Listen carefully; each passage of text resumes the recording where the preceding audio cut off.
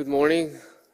Welcome to the last day of the Vox. My name is Shay Banon, and we're going to have a session without slides about Elasticsearch. And yeah, hopefully we'll use this session to have a brief introduction into how Elasticsearch works through actually using it in practice. Well, I'll be using it, but you can go ahead and try and copy what I do as well. And the session will mainly focus around the APIs of Elasticsearch, but using its RESTful interface, and I'll sprinkle here and there a bit of information of the effort that we went through by trying to write a Java project or a Java runtime that is actually also easy to use by people that don't know Java. And I'll mention things like how we handle networking, how we handle GC, and things along those lines, where I would say that it's pretty rare to get it to a system where Ruby or Perl or Python people use it easily without actually being exposed to the fact that it's actually Java. Things like esoteric garbage collection flags or things like that. Also, what I want you to also get out of this session is the way that I personally view systems should work, especially when you're talking about systems in a cloud environment to a degree, but how systems or in programs that you use or applications should behave when it comes to using them, especially in volatile environments when it comes to cloud environments and things along those lines. Mainly around the fact that you can actually drive them through APIs instead of messing with configuration files. So the first thing that we do when we want to work with Elasticsearch is we basically download and we can just fire up an instance. And the first thing that you would see is that when Elasticsearch starts up, it doesn't spill out a lot of information. It prints out a lot of the basic stuff, but not more. Where many times when you use Java level programs, you see a lot of information when it comes to different flags or debug level information that ends up being logged or needful and things like that. We work really hard in Elasticsearch to actually log things when they are important and not log them when they're not. And just as a side note, I find it always very interesting where you work in a system like Elasticsearch, which effectively it's similar to a database system, right? That uses Lucene under the cover, and I don't know, you spend 3 weeks trying to reduce one disk from the read path, but at the end of the day, you end up having 20 log lines being printed on every request. So that's one of the things that we take very close to heart in Elasticsearch. And you can see when it starts up, it simply says basic stuff. It says, I started, this is my name. It has a personality. It says which ports it bound on. It exposes the RESTful interface over port 9200. And it simply says that it started. And once it's started, we can actually start to use it through APIs. So for example, we can just go ahead and delete all the data that we have. By the way, you can turn this off in production. There's a flag for that. And let's index some data. And here's an example. We're indexing some data. The data is pretty simple. We're just indexing tweets that has to do with devox. So devox is an index in Elasticsearch lingo, and tweet is a type. And we're letting Elasticsearch generate the ID, and that's why we're using the post verb in the RESTful interface instead of put. And the payload is a simple JSON document. So when we go ahead and index that data, great, we have a response. It has been indexed, the index, the tweet, the type. We get the ID, which is the auto-generate ID by Elasticsearch. And you see that I didn't need to configure anything here. I didn't need to tell Elasticsearch about a specific index. I didn't need to tell it about the structure of the JSON document. I didn't need to tell it anything. And it automatically did something. So I can easily get started and start to use it. Let's index another tweet. Notice that they have user and message associated with them. Again, very easy. Get a response back. Index the last tweet, which I didn't know, but it seems like Parlay uses Elasticsearch, which is pretty cool. And now, easy. Let's start and search some data. First of all, we can just go and count all the documents that we have across all the indexes in the system. And we get back a nice response. We'll get to the shards and stuff like that later, but we can see that we have 3 documents in our in the whole Elasticsearch cluster. We can execute a query. Let's find everything that has to do with the Vox anywhere in the JSON document. And we see that we get back 2 hits. Those are my tweets in this case. We get the actual index that per hit that we get back as a result. We see the actual index, the type, the ID, score, which we can get into a bit later, and the actual JSON document that we indexed. And that's pretty powerful. I mean, that's exactly what we gave it. We get it right back. We can do a bit more complex query. Find me all the documents across all the indexes that have a user, that have Stefan in the user. And we get the single document that has to do with that user. And if we go and do a query for any messages, any tweets that have a message that has to do with Elasticsearch, we get back those 2 tweets again that have to do with Elasticsearch. So you see, without working really hard, I can quite easily start to work with Elasticsearch and start to explore and see how it works and actually start to search across basically anything that has to do within the JSON document. That on its own is quite a powerful concept, and that's the way that I believe systems should work today. I mean, the famous 5-minute test for a program is important, but I would say make it 30 seconds. I mean, can I download this project, fire it up, and in 30 seconds actually have something tangible in hand that I can play with? And that has been always a design goal for Elasticsearch, make it easy to use from the start. But Elasticsearch is not just a single node. Elasticsearch is a distributed search engine. And let's have a look at what it means for it to be distributed. So first of all, let's go and delete all the data again. Just another reminder, you can disable it in production.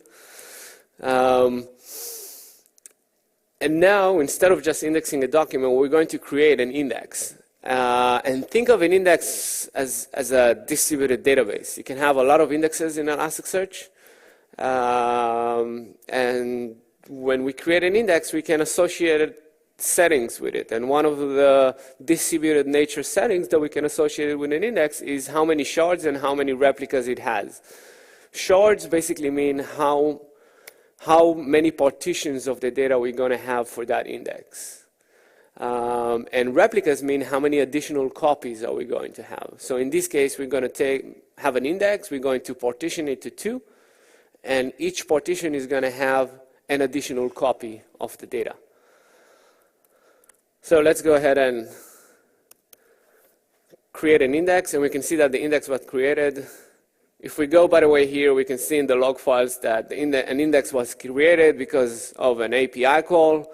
And it has 2 shards with 1 replica.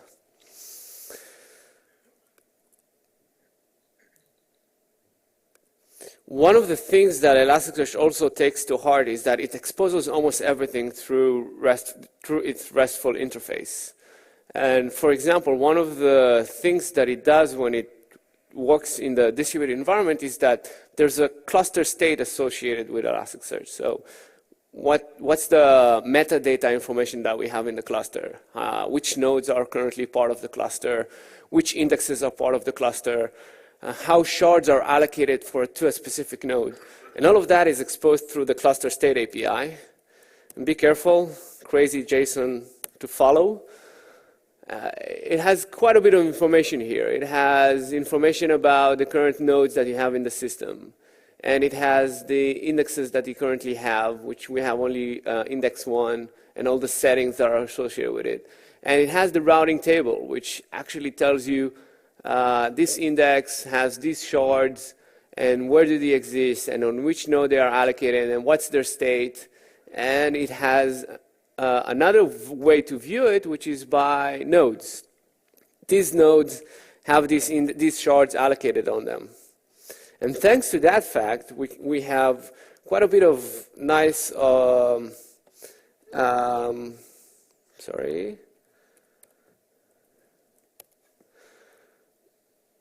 we have quite a nice set of tool sets that have been built on top of Elasticsearch. And note those are like HTML only administration tools and web applications that have been built on top of Elasticsearch. One of those is Elasticsearch head. And the nice thing that it gives you, based on that cluster state, it just tells you, okay, which indexes do we have, which nodes do we have, and how are they allocated on the cluster. So we can see that we have a single node in the cluster. We have 2 shards allocated. We said that we want to have additional copies, but obviously we don't have an additional node to place that copy. And we're not going to place the copies on the same node, because if it fails, we'll lose all the data. And the same thing that can be done by something called parametric. If we go here to the information that we have, that one uses D3, by the way, which is an amazing library, JavaScript library. We can see that we have 2 shards allocated on this silver samurai index node. Sorry.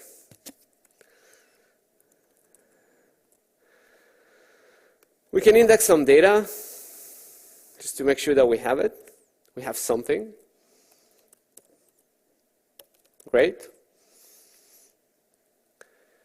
And let's start another server. So this is another point about Elasticsearch. It's a distributed system. But a lot of times, I want to be able to fire up a few nodes on my laptop. And I don't want to start with messing with, okay, they need to have different data locations where they store their data, things along those lines. You can simply fire up another node, and it will simply connect to the other cluster. How do we know that it actually happened? We see that this blood-tied node detected another master in the cluster, and it's going to join that cluster, this cluster, the first node. And Silver Samurai has added blood-tied into its list of nodes, and it's actually formed a cluster of 2 nodes now. So if we go, we see that we have quite a bit of information, and I'll explain a bit why that happened. Well, it has a nice story behind it. So let me delete it first. But why do we have all those indexes? So here's this side note about things that you need to handle when you're building distributed environments. What happened is that we started another node, but that node already had some data locally stored in it. And it joined the cluster. One thing that we could have done, and that used to be the case in Elasticsearch, is say, oh, I don't know about those other indexes that other node has in its local file system. I'm just going to delete it. But sometimes they are important. Actually, most of the times they are important, because imagine you have a 20-node cluster, has a lot of data in it, and then you bring that cluster down, start another empty node, and then start the other 20 nodes back up. That empty node has no data. You don't want those 20 nodes to lose that data, right?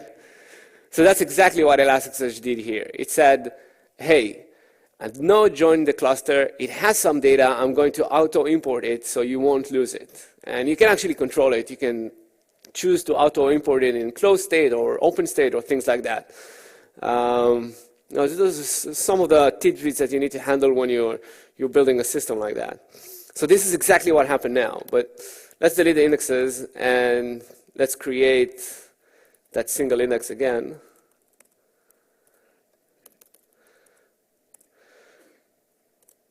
Great.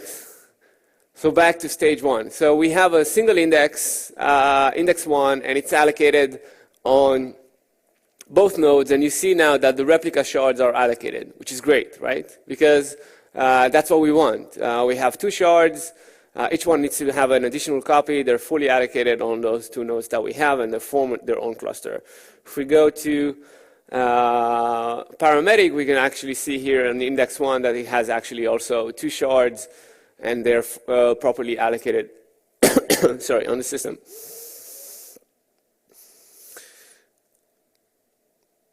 Let's index some that data again, because I deleted it.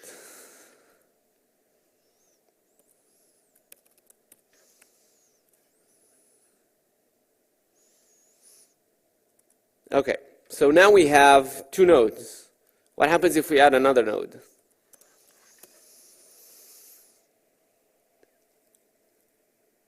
I'm always hoping that there won't be like a nasty name when I do a parenthesis or something like that. It picks up. Okay, so we started on another node, and obviously the same thing happened, by the way. It already it auto-imported those indexes again. So now we have three nodes, but again, it auto-imported all the other indexes. But that's great. I mean, you can easily see that those indexes were important, and now index one is still properly allocated. Let's do the trick that we did before again, just so we'll have a smaller set of indexes to work with. Great.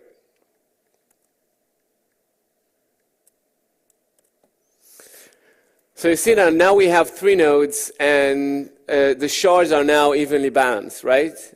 So it doesn't matter. We can, just to show you what I actually wanted to show you. So we're back into two nodes, right? And now we're starting the third node again, stonecutter.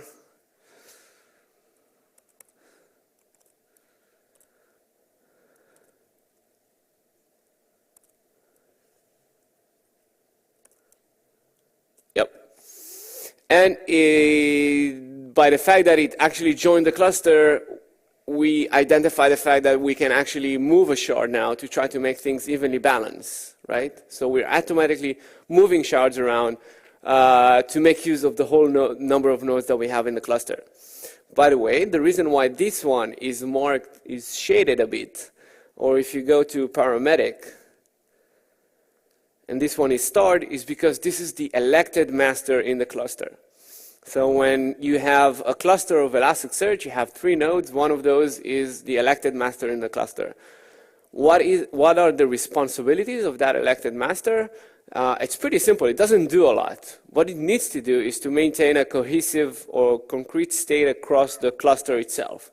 When you index a document, it doesn't mean that you need to go and that everything goes through that master node or something along those lines. It just means that that master is responsible to make sure that everything across the cluster is the same when it comes to metadata, when it comes to indexes being created. And it also takes action when something happens in the cluster.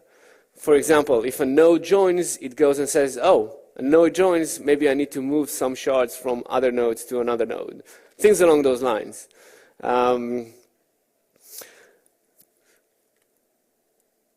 And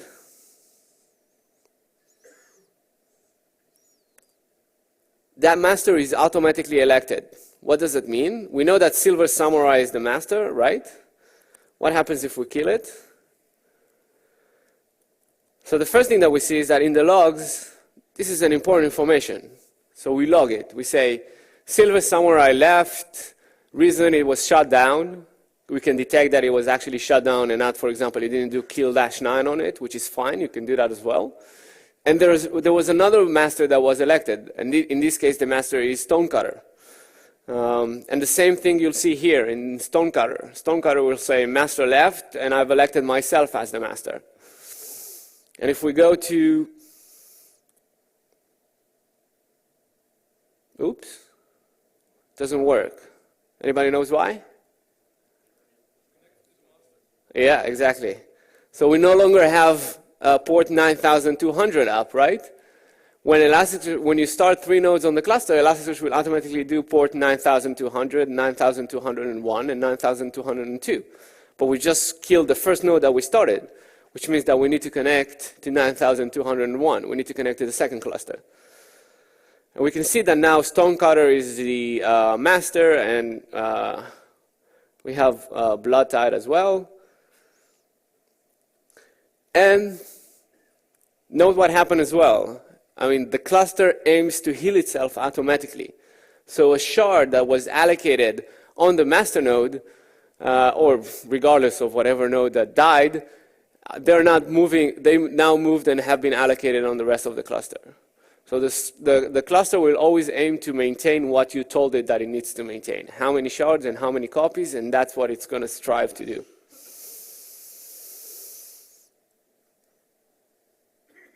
The last bit that we can do, if we want to check something, but for that, let's start the third node again.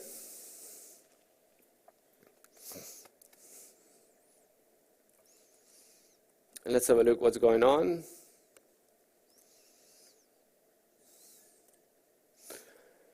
So we have, again, 3 nodes and 2 shards and 2 copies of the data. And we can actually go and say, okay, let's increase the number of replicas that we have in the cluster. So we are changing the number of replicas or additional copies that we have in the cluster from 1 to 2. What does it mean? It means that we're going to have 2 additional copies of the data on each node in the cluster. Why are those copies important? First of all, obviously, the more copies you have, the more high availability you have, the more resistant you are to failure. But remember that in Elasticsearch, at least, copies of the data also serve read requests.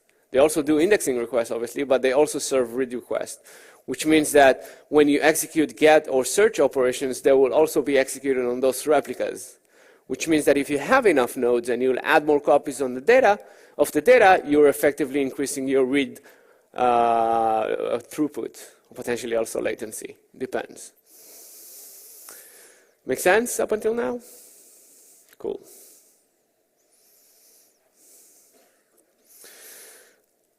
So, let's delete the data again. Let's talk about the multiple indexes that we can have in Elasticsearch. So up until now, we're only worked with a single index, but we can easily create more than one index in Elasticsearch. Here's an example where we can actually create an index called index1, non-imaginative names, with 2 shards and 1 replica. Great, we have it. Let's see that we actually have it. Good. So we have index1 with 2 shards and 1 replica. Let's index some data into index1, which is called the type. And by the way, types in Elasticsearch are, think of them like tables in a database. So type 1 and ID 1, and give it a specific message. That message node includes index1 in it as well. Great. So we index the document to index1. Now we can actually we can create another index, for example, called index2, and we can specify different sharding and replication factors, for example. So we can say this one will only have a single shard and 1 replica. Let's have a look what we have here. Cool. So we have now 2 shards, 2 indexes, index1 and index2, but you can see that this one only has 1 shard with an additional copy of the data. Let's index some data into index2, and note that this one also includes index2 in it. Great. And now we can execute some searches. So the first search that we can do is, let's search across index1 for anything that has message in it.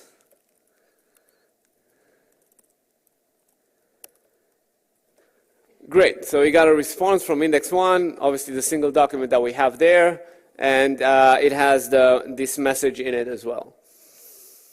We can also search across, we can also search against index 2 for anything that has message in it. And we got a response with index 2 in it. Great. We can actually do more interesting stuff. We can actually search across index 1 and index 2 and get a response. So now we're getting 2 hits back. One from index 2 and one from index 1.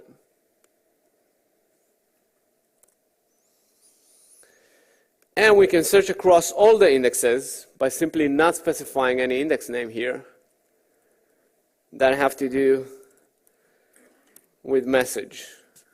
And we again get, obviously, the 2 documents that we have. So this is the multi-tenancy part of Elasticsearch, and this is an extremely, extremely powerful concept. And there are a few reasons for that, and I have a different talk where I talk a lot about how you can actually make use of that. But think about cases where you want to have, for example, if you index time-based data, you can easily create an index per time frame. So for example, one very common use case that Elasticsearch is being used is to index social streams like Twitter or log data, any type of logging data, basically, that is time-based. So we can easily create indexes that have a time frame associated with them. For example, an index per week.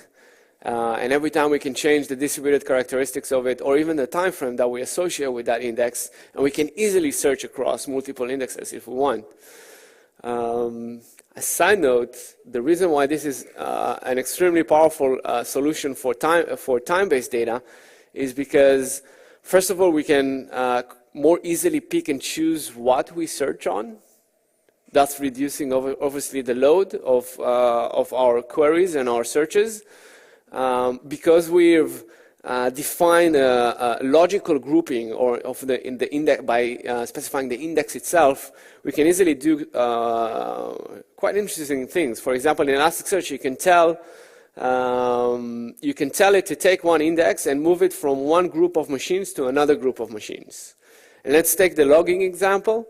Logging is very interesting because most of the times you're getting a lot of data for now, right? But historic data is not that hot. I mean, you don't index, most of the time, you don't index historic data, assuming you have all the data there in Elasticsearch already. So a lot of times the hot index is the current index, the index that represents now.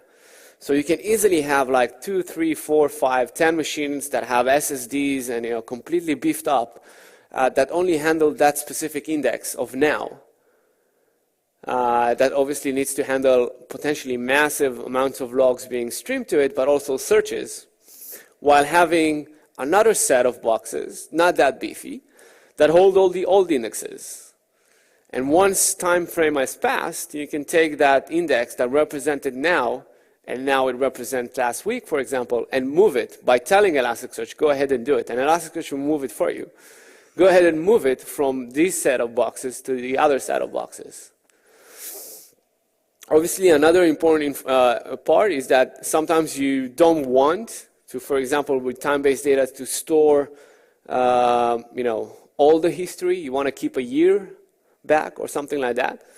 And when you delete an index, it's an extremely simple operation. You saw it, right? It's an extremely lightweight operation compared to deleting documents. Deleting an index means just deleting files from the file system. This means that when you delete all data, it has no implications in terms of index management and things along those lines compared to actually deleting documents. So that's a common use case that you can use Elasticsearch for when it comes to indexing time-based data.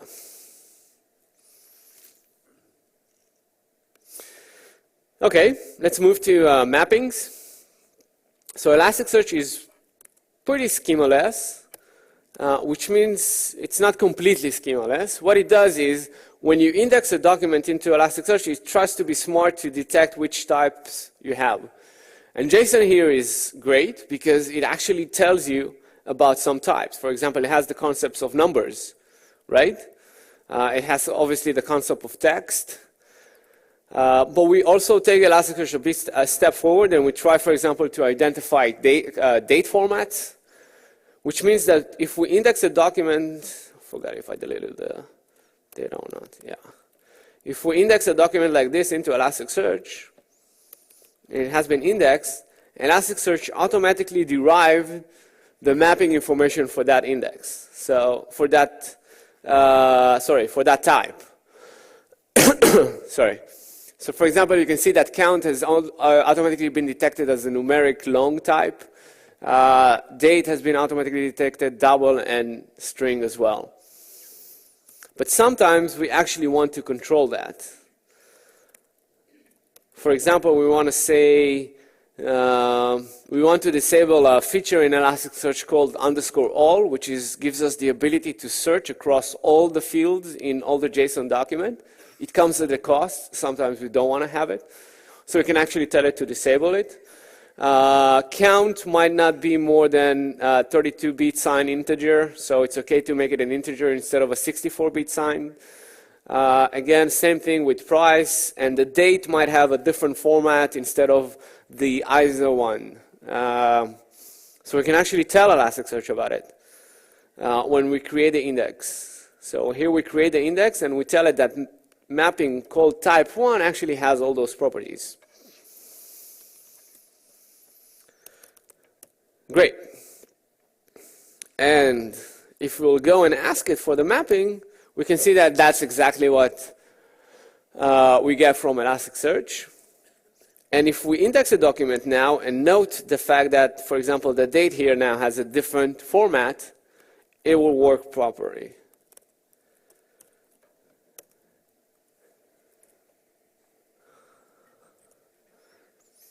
So again, everything that we did through an API, easy to use API. We didn't have to go and change configuration files or things like that, which is pretty nice. Sorry. It will fail. Yeah. If you change the date format to ISO, will it then store it as string or as dates internally? If you didn't specify the mapping in advance as date, then it will be identified as date. But if it's a string, then it's a string. Make sense?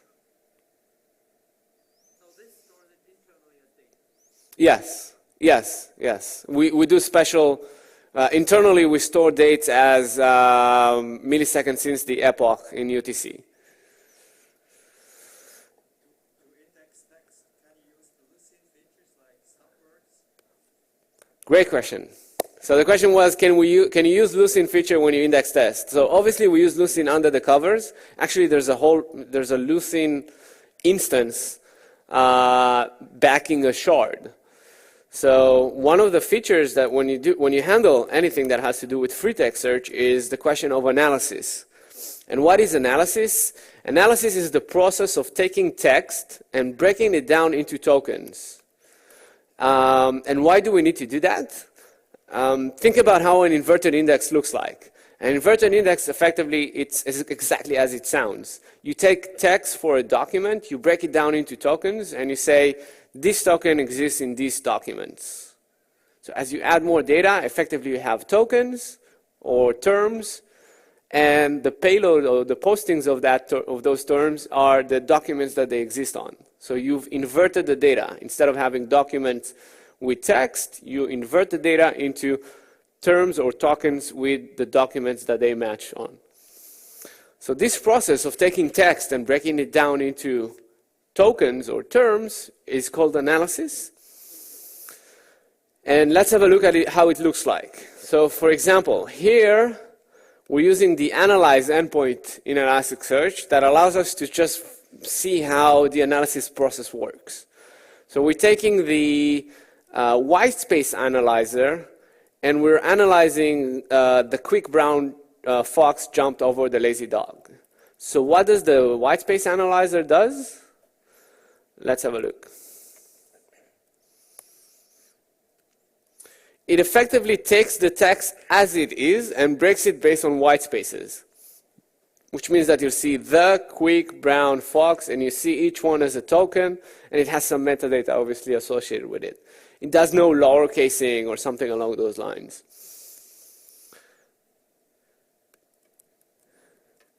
If we use the simple analyzer,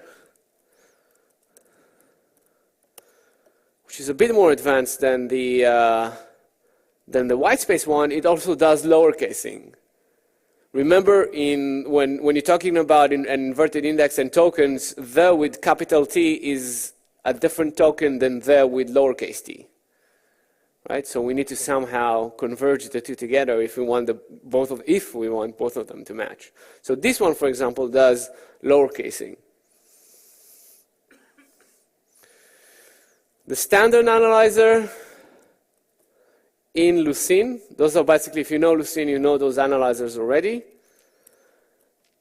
It does lowercasing, it does a smarter way to break text based on UTF rules, but it also does stop words removal, English by default, stop words removal. Stop words are common tokens or common tokens that usually don't contribute a lot when you want to search on. The, for example, is so popular that it doesn't mean a lot when you search on it. So it's a shame sometimes to index it. Sometimes it does make sense. So in this case, we removed stop words, so we removed the, and we also see that it does lowercasing. This text is simple, so other than that, it's quite similar to the simple analyzer. Last one, which is important, is the keyword analyzer. And this one simply takes the text and treats it as a single token. Sometimes we want to do exactly that. We have things like,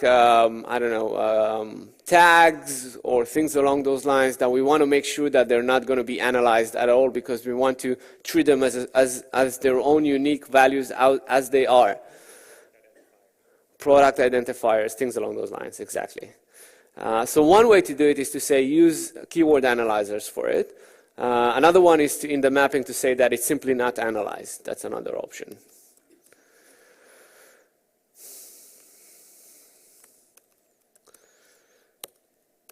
We can define custom analyses in Elasticsearch, which translate to the Lucene analysis components that you have.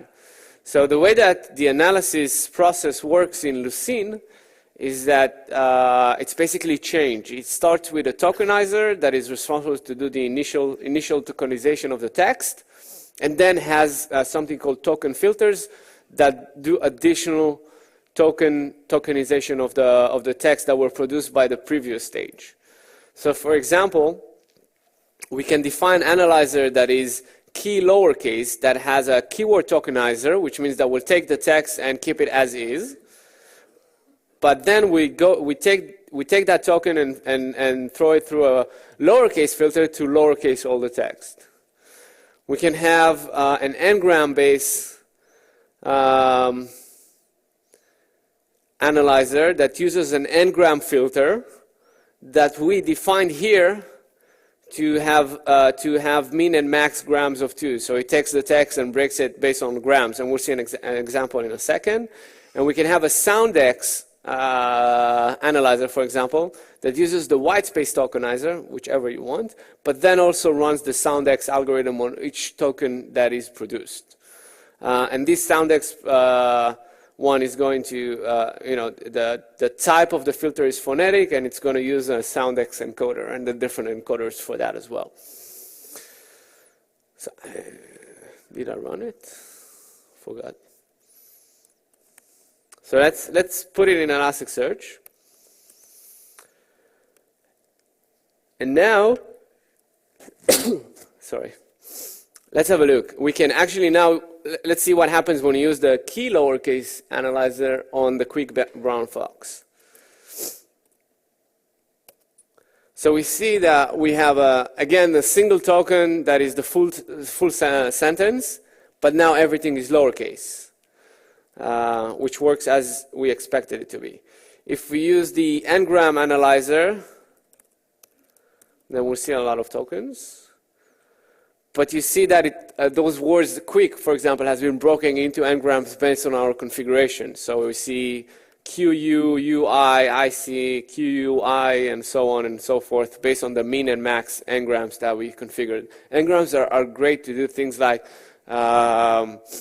auto-suggest if you use edge n-grams, or to try and work around spelling mistakes instead of using stemming. And then the last one is, let's use the SoundX analyzer, and that uses the SoundX algorithm basically to produce tokens that are not really meaningless when you look at them, but they have meaning when it comes to SoundX. But now that we have that, we can actually go ahead and configure a mapping in Elasticsearch and say, let's have text1, for example, use analyzer simple. And text2 going to use an index analyzer called simple and search analyzer called standard.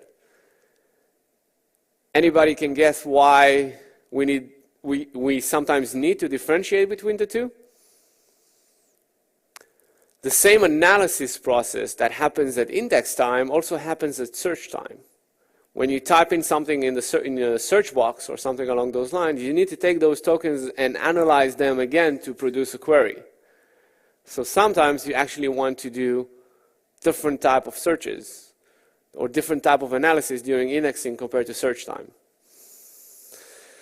And we can have text tree, back to the mappings, but in this case we actually want to index text three different times. The first one, which is the same, the default text tree type representation, we're going to use the standard analyzer, and that's great. But we also want to have an n-gram version of it, right? And we also want to have a SoundX version of it.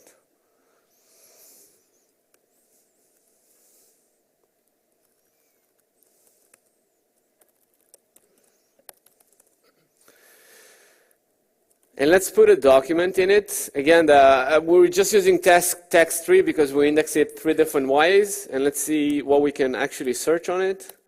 So great, this text3 was indexed, and it was indexed actually 3 ways. So if we only search on text3, which is the default, uses the default standard analyzer, and search for quick, but note that quick is a bit misspelled, we won't find anything. But if we search on the text3 n-gram version, we actually might be able to find something, even though it's not really written properly. Or if we use the text3 SoundX version of it, we also find something. Right? So this is an extremely powerful concept. How to take text, especially when it comes to full text search, and take text, breaking down into the analysis process, either in index or search time.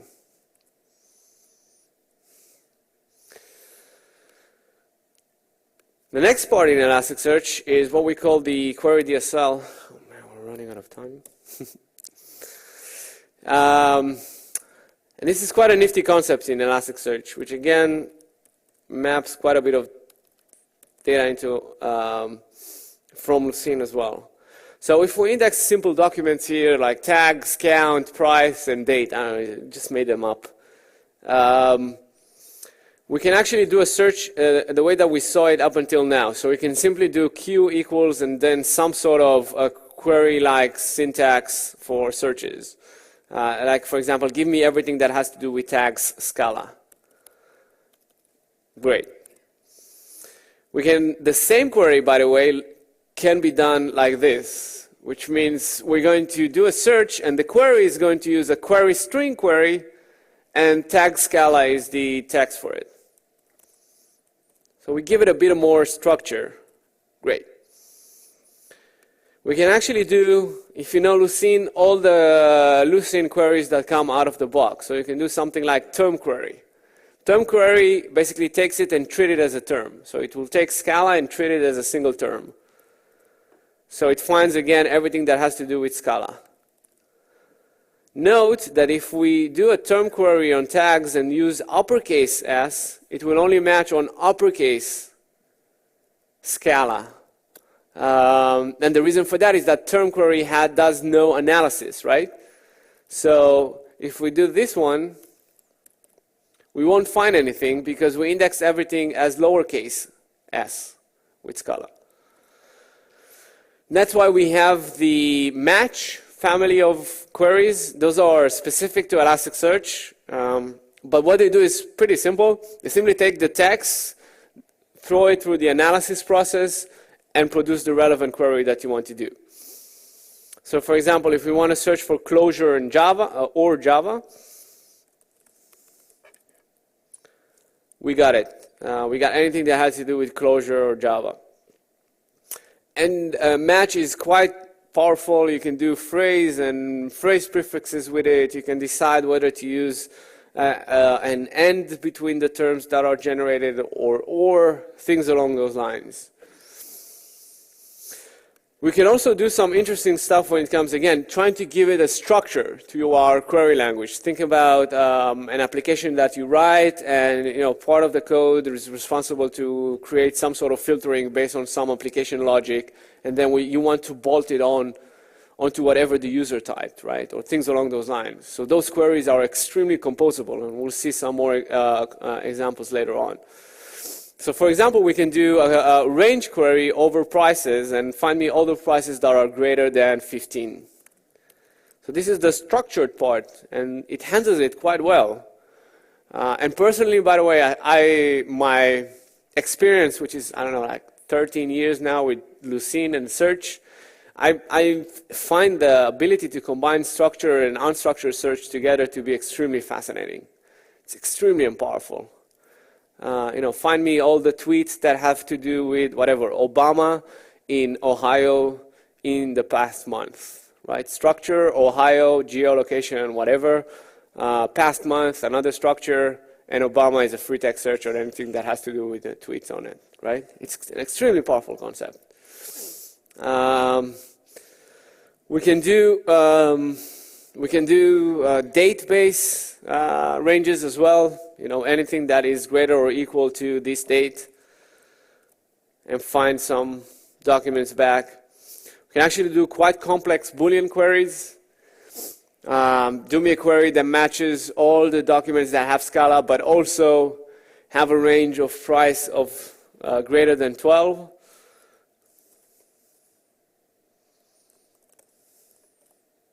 And we get all the results back.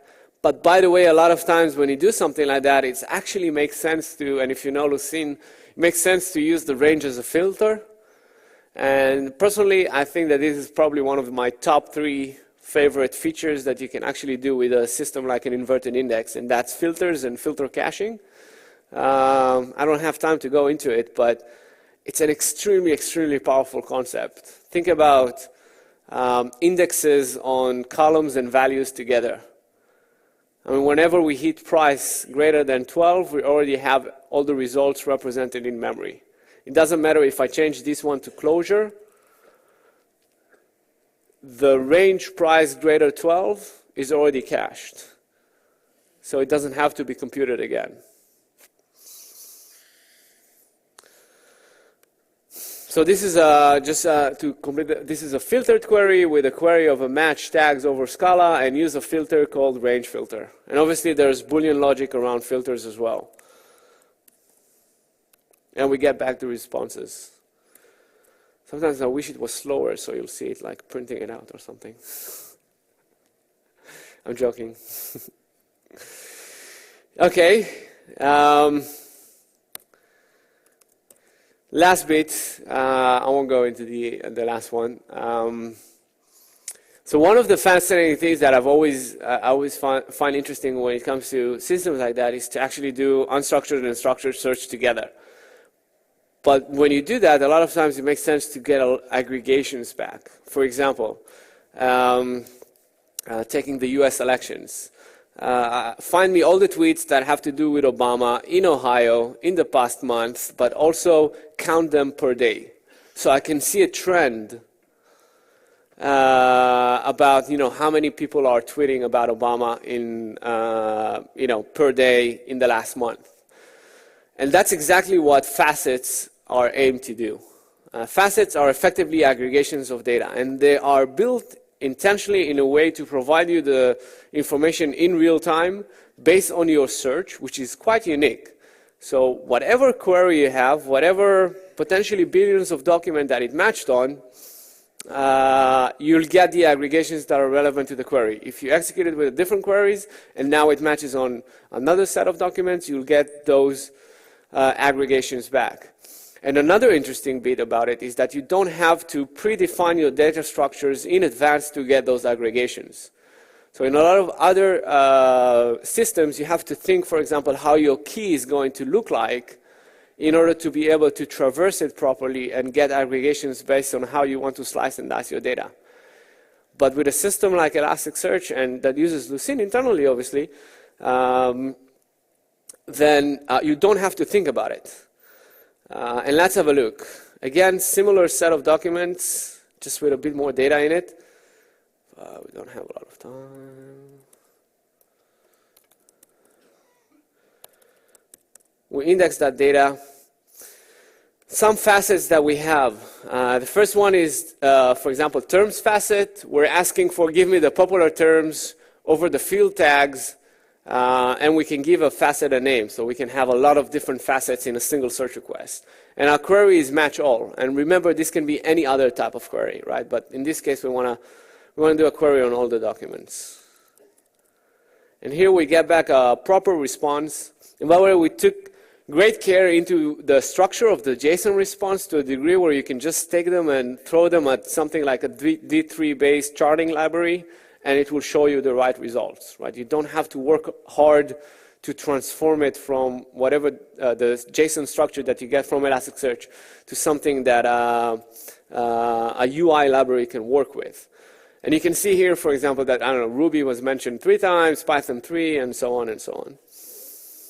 We can have a statistical facet, which is, give me all the numeric statistical information on price. And you can get the mean, max, average, sum of square, variance, and things along those lines. You can actually do term stats and say, break it down by tags, but do the statistical information based on the value of price. So we can see that Ruby is counted 3 times, and here are the price statistics that are associated with it. You can do range facet, give me aggregations based on this range, 210 from 5 to 25 on the field count. And then we can see the statistics that are associated with it, how many documents match 210, for example, here, 210, count 3, and then the statistics on the price itself. And you can also do it by on the count itself, and you can do it on a different value field and get the statistics on that value. I'll jump a bit. My favorite one, by the way, is date histogram. I love time-based data. And this one, what we're saying is that build me a histogram based on the field date, interval date, and give me counts on that. So if we're running it, we'll actually see that this time, by the way, is the UTC milliseconds since the epoch. And we see counts, right? How many documents match each bucket? Each day, how many documents matched it? But we can even go do more interesting stuff. For example, because we do the aggregation on Elasticsearch, sometimes it's important to define the time zone that we want to work in. So you can actually define the time zone that you want the aggregations to happen on. And you can also define a value field. So you'll get the counts for each document that match, but the statistical information, mean, max, average, and so on, per bucket, you'll get for the price field. So if we run this one,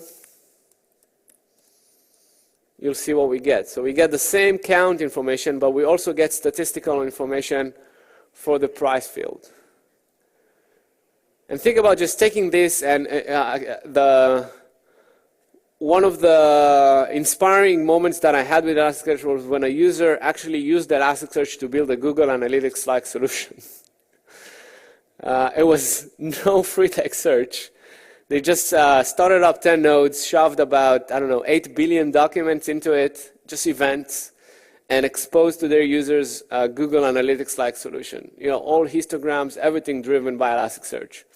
And they found it empowering because they could just take the actual data that they had, the JSON that they had, throw it into Elasticsearch, and they didn't have to think in advance how they want to slice and dice their data in order to present it back to the user.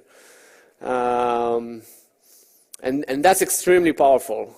I can get later on about filtering and why that solution actually made sense and actually was very, very performant. You know, queries across 10 nodes took less than 30 milliseconds to do aggregations, quite complex aggregations, mainly data histograms. So that's this part about Elasticsearch. I don't have a lot of time, or time's up.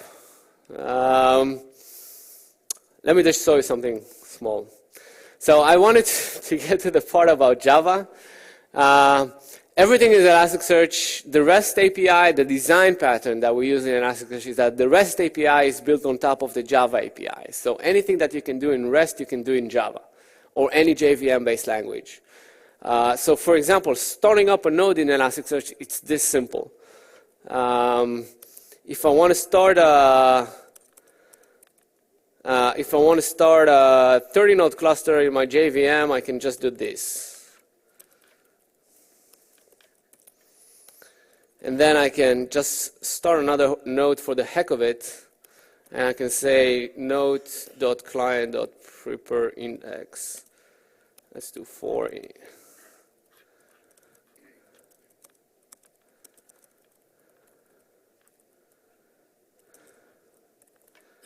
So these are some of the design patterns that Elasticsearch has. So prepare index, let's index it into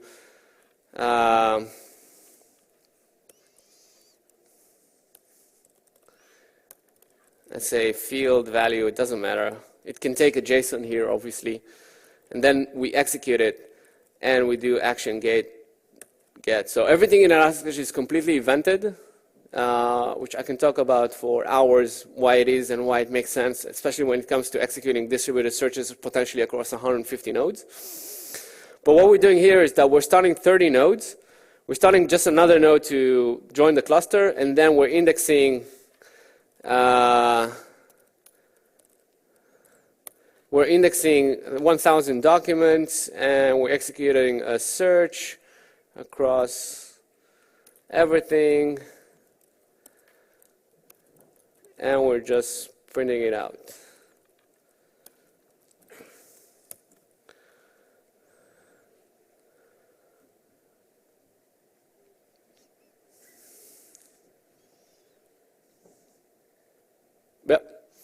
So this simple program started 31 nodes in a cluster, indexed 1,000 documents, and then executed a search request. So that's quite simple to use. Thank you very much. Sorry we didn't have time for questions. I'm here for other questions.